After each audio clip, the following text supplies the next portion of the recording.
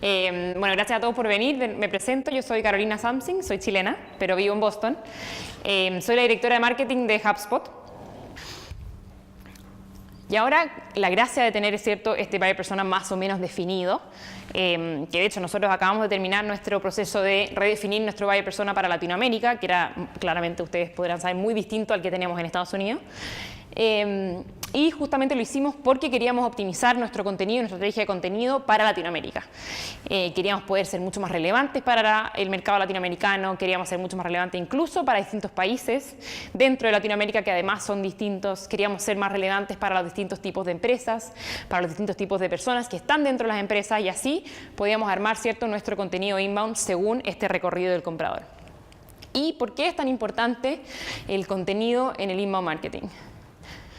Y acá es porque ustedes imaginan, ustedes cada vez que tienen que responder una duda o quieren comprar algo y no saben mucho por dónde partir, ¿qué es lo primero que hacen? Lo buscan en Google, ¿cierto? Entonces, ¿qué pasaría si Internet no tuviera contenido? No habría nada. O sea, claramente lo que nos da la respuesta a nosotros de nuestras preguntas cuando googleamos algo, cuando lo buscamos, es el contenido que las distintas marcas, los distintos blogs, las distintas personas ponen a Internet. En el fondo, esto no es algo que mágicamente apareció ahí, sino que hay un esfuerzo detrás de las distintas marcas, las distintas empresas, los distintos servicios que justamente ponen contenido para que Internet sea capaz de responder estas dudas según relevancia que yo estoy haciendo. Y justamente es por eso que este desarrollo de contenido es tan importante, porque la forma de yo responder las dudas y de poder hacer que las personas vayan avanzando en este proceso de compra que yo les mostré antes es justamente ir respondiendo estas dudas a medida que esta persona se va informando. Y el proceso, cierto, de creación de contenido, justo, nosotros lo vemos en estos 5 pasos, que primero uno planea el contenido, ¿cierto? Después lo crea, lo distribuye, lo analiza y finalmente lo que me funciona, lo que no me funciona, yo lo repito. Esto puede que parezca muy obvio, pero muchas veces pasa, y nosotros lo hemos visto en muchas empresas, es que nosotros les decimos, ¿cierto? O saben que tienen que generar una estrategia de contenido y se ponen al tiro a escribir el contenido. Y lo primero que hacen es que arman un blog y arman una página web y qué sé yo, y la parte de planear el contenido o de cuestionarse quizás qué plataformas van a usar o qué tipo de contenido, no la realizan, ¿cierto? Por lo tanto, no es lo suficientemente eficiente que podría ser. Entonces, justamente, lo primero que hay que hacer, ¿cierto?, es definir cuál es el propósito de mi contenido, en el fondo. Después voy a tener que, ¿cierto?, seleccionar el formato, o sea, qué tipo de plataforma voy a usar, qué tipo de formato voy a usar. Y, finalmente, en el tercer paso, ahí recién voy a estar viendo cuál es el tema del cual yo quiero escribir. Cuando nosotros definimos, ¿cierto?, el propósito, esto va más allá en el fondo de que yo quiero sí o sí que la gente me conozca. Si volvemos, ¿cierto?, atrás a esta metodología inbound que yo les mostré, ¿cuál es el propósito del contenido que yo voy a generar? Es para atraer personas, por lo tanto hay gente que no sabe nada de mí. Es para convertir a este tipo de personas, por lo tanto hay gente que quizás ya llegó a mi página web y sabe un poquito de mí, pero no está tan informado. Es para cerrarlo, o sea, esta persona ya tomó una decisión, ya conoce cuál es su problema, pero está, por ejemplo, comparando distintos productos.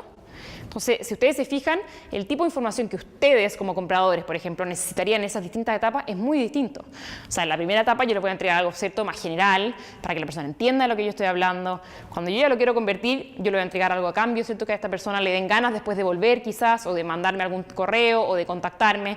Cuando yo estoy en la etapa de cierre y esta persona yo sé que está comparando, por ejemplo, 3 tipos de televisores distintos, yo lo que quiero es, ojalá, algo que me los compare. O sea, imagínate si no sería agradable que todas las empresas, ¿cierto?, fueran capaces de entregarme comparadores de productos y que me puedan decir los distintos precios, yo no tenga que estar como con 3 tabs abiertos o con distintos tipos de formulario, con distintos tipos de catálogos comparando todo. O sea, la gracia justamente acá es facilitarle el trabajo a las marcas. Entonces, por eso el propósito, ¿cierto?, es clave. Después, el formato es muy importante porque justamente, como hablamos de los buyer personas, ¿cierto?, los buyer personas tienen distintas características, distintos estilos de vida, distintas formas de consumir contenido, por lo tanto, según el formato es el que yo voy a ir, según el buyer persona, perdón, que yo quiera enfocarme, es el formato que yo voy a elegir.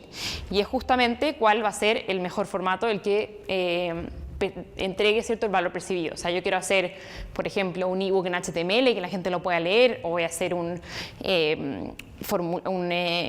white label, o sea, algo que la gente lo pueda usar ellos para después usar su marca, o voy a hacer una calculadora de ahorro y así, distintos tipos de formatos que yo puedo ir poniendo en digital. Y acá muchas veces también nos dicen que hay distintos tipos, que no hay tantos formatos en Internet, y acá nosotros hicimos el trabajo, ¿cierto?, de poner una lista de todos los formatos, de hecho una lista no exhaustiva porque podrían haber muchos más formatos que todos estos, que yo podría poner en Internet para poder ayudar, ¿cierto?, a mis buyer personas. Y acá, como pueden ver, puedo tener un curso de formulario online, puedo tener webinarios, puedo tener un ebook, puedo tener un cuestionario, puedo tener gráficos comparativos. O sea, la lista de contenidos es eterna. Acá la gracia es ser lo suficientemente inteligente para ver, ok, qué le va a servir a mi buyer persona para la etapa en que está y en qué tipo de formato yo lo puedo realizar. Después, el último etapa dentro de la creación, ¿cierto?, es ya elegir este tema. Y justamente nosotros tenemos que elegir un tema en que yo pueda desarrollar contenido que ayude a las personas a tomar una decisión. El problema es que esto es más fácil decirlo que hacerlo, porque las empresas, ¿cierto?, o las marcas, por lo general, lo primero que quieren hacer es que yo quiero mostrar mi producto, y lo más importante es mostrar mi producto porque yo quiero que me compren. Acá el dato es que, por ejemplo, el 70% de las personas que visitan las páginas web no están listas para comprar, porque acaban de llegar, por lo general, por chiripa, por usar buen chileno, digamos, a tu página web o a tu blog, y si llegan a tu blog no tienen ni idea lo que es tu servicio todavía. Entonces estas personas todavía no están listas para comprar. Entonces acá nosotros siempre les decimos que se calmen, ¿cierto?, y que este contenido sean capaces de hacerlo para que ayuden en este proceso y no tratar de agobiarlos al tiro con esta venta. Y es justamente los aspectos que nosotros tenemos que considerar al hacer esto es justamente el buyer persona, ¿cierto?, que ya lo vimos, y este recorrido del comprador que yo lo he dicho muchas veces. Y es justamente para el buyer persona nosotros tenemos que saber sus desafíos, sus objetivos, cuáles son las palabras claves que esta persona utiliza en las búsquedas o en su lenguaje.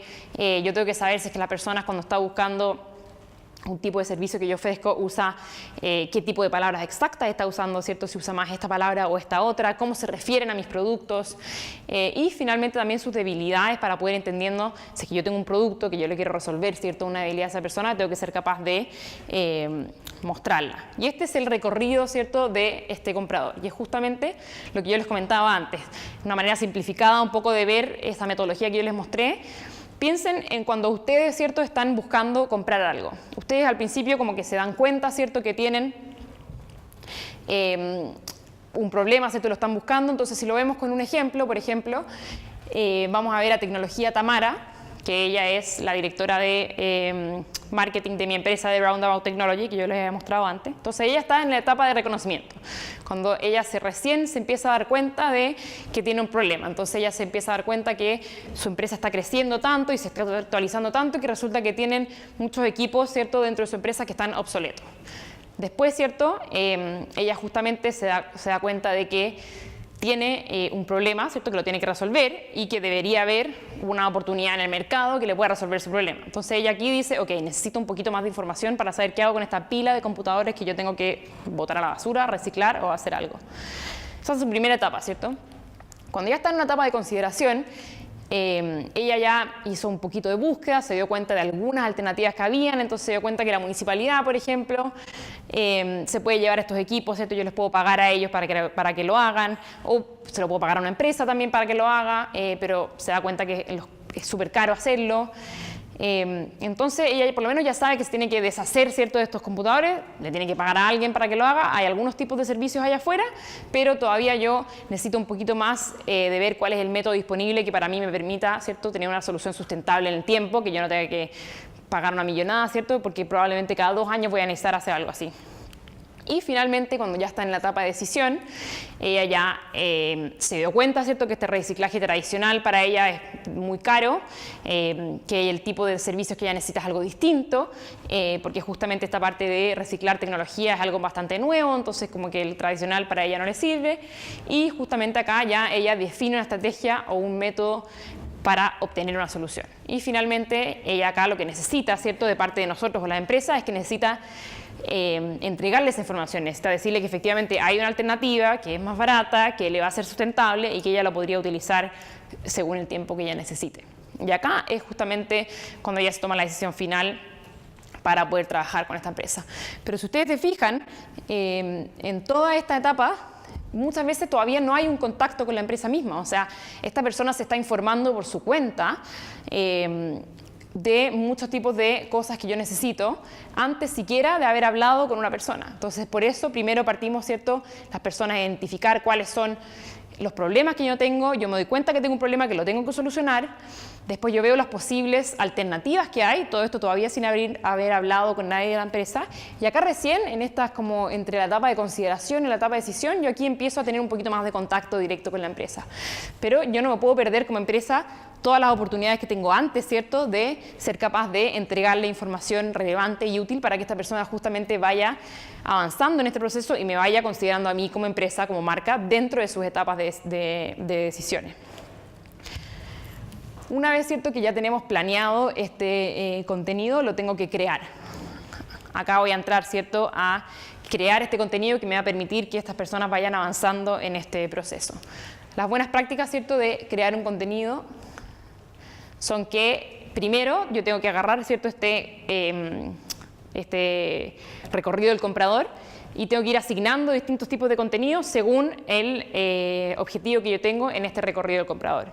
Después también siempre menos es más. Nosotros siempre sugerimos ser bastante simples, ¿cierto?, en esta entrega de contenido y ojalá siempre ponerse, vamos de vuelta a la definición tradicional del inbound marketing, siempre ponerse los zapatos del comprador, que es lo que más le ayudaría al comprador a tomar esa decisión. Y acá nosotros promovemos que sean súper transparentes con los precios, que sean súper transparentes con los procesos. O sea, no hay nada más desagradable, ¿cierto?, que comprar o un servicio, qué sé yo, enterarse de cosas como después, cuando yo las tengo. Entonces, la transparencia, ¿cierto?, también es una clave y es justamente por eso nosotros decimos que el contenido tiene que ser educativo y no promocional y siempre centrarse en que la información, ¿cierto?, sea muy buena y no tanto linda, que muchas veces nos pasa que nosotros contratamos de repente a una agencia o a alguien que haga la página web y se centra más en que sea bonita y qué sé yo, y no tanto funcional con el contenido que yo tengo que entregar. Y acá nosotros siempre les decimos a nuestros clientes o a las personas que empiezan a hacer inbound marketing es que se tienen que ser capaces de destacarse como un líder dentro de su industria con la información que ellos están entregando.